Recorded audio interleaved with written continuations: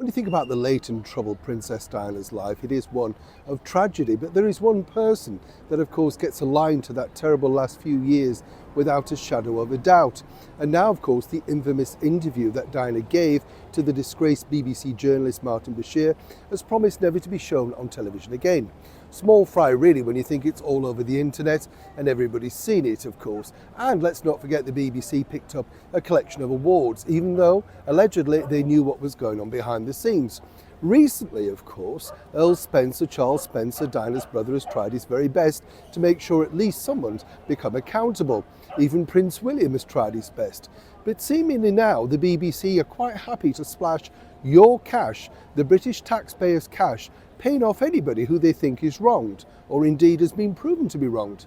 As ever, let me explain. Good to see you today, you're right. Thank you so much as ever for joining me. This story really does get me very upset and angry, in fact, because when you think about it, Martin Bashir is nothing more than a barefaced liar.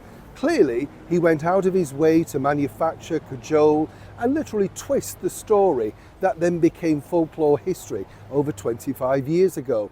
And when you think about it also, this played out very badly currently, of course, for His Majesty the King and all the other main players within that court of that particular period, including, of course, the nanny Tiggy Leg Bourke. You know, all of those people were maligned, and yet the BBC allegedly went along with this. But it's interesting to note that justice apparently does come in some shape or form. You see, one of the main culprits during that particular era was none other than a gentleman called Steve Davis. Now, Steve was a chauffeur for the late and beautiful Princess Diana. Impeccable record, they got on incredibly well and had a great working relationship. Suddenly, he was let go. And he never truly found out why. You know, it was just one of those royal things. He was cut off, all of that sort of stuff. So what emerged was, while watching a brand new episode of The Crown, was simply the fact that allegedly in that episode, Martin Bashir basically said to Diana, well, you need to check your chauffeur. And that's exactly how he found out the real reason. Because of this, he was able then to sue and make a litigious. Because of this, he was then able to put a legal case together towards the BBC, who have now paid him a substantial amount because originally it came from that particular interview. It didn't come from, of course, The Crown and Netflix. They were basing it on that interview. Incredible when you think. And as I said at the start of this interview,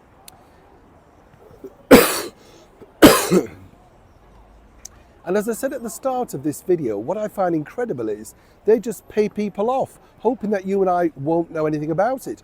Fortunately, Mr. Davis is still working in that particular role today, again with an impeccable role. But how much has his career been maligned? And seemingly, Martin Bashir, because of his alleged health condition, hides away, never to face justice. It's incredible to think, isn't it, that someone at such a level, even now in the BBC, is allowed to hide away. Meanwhile, Tim Davie, the BBC Director General, signs off cheques for anybody who has apparently a bit of a grievance, or a big grievance, depending on which way you look at it. But of course, it's only your money, right? Neil Sean in the very heart of London.